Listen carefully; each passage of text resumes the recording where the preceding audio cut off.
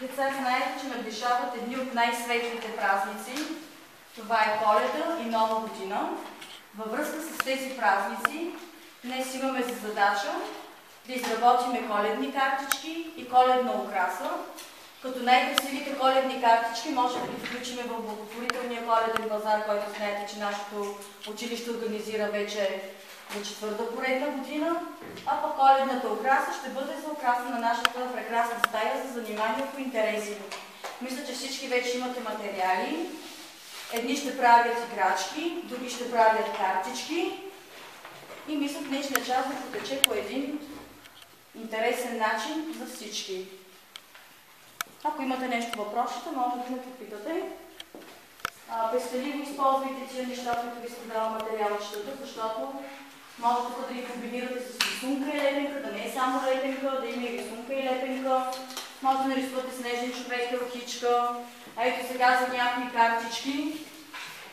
Има едни такива коледни мотивчета, които може би да си ги отцветите и да ги залепите. Ето ти е милен. Ето може да го отцветиш, да го сложиш в средата, ето някъде да бъде като отцветено. И да сложиш още една картинка и картичката си е готова перфектно. От вас се иска чрез звездички да ги отцветите, да ги красите и да ги изрежете. След като ги изрежете, това вече не го повече шарпай. Отцветяваш тази звезда. Изрезваш я и после ще ви кажа тия как се прави като украса.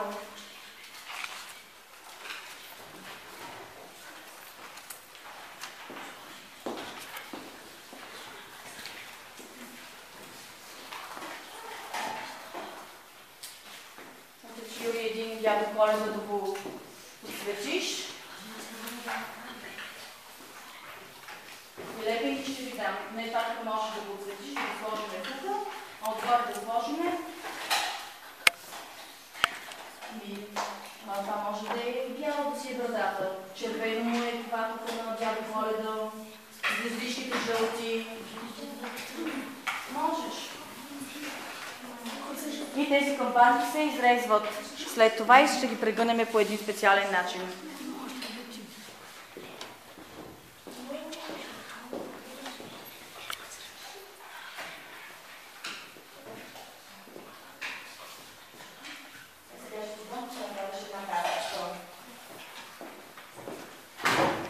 Това трябва да се отцвети.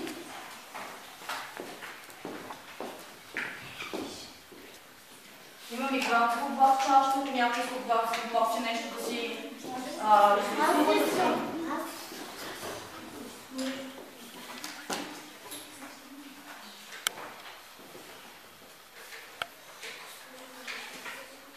Да, лепенките ще използваме.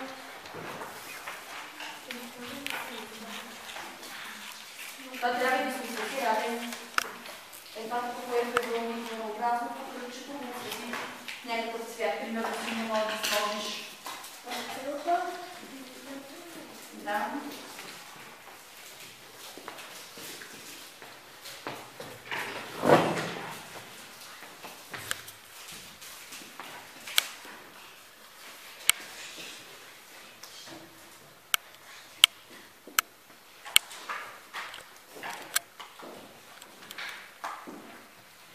Знаете ли как се е?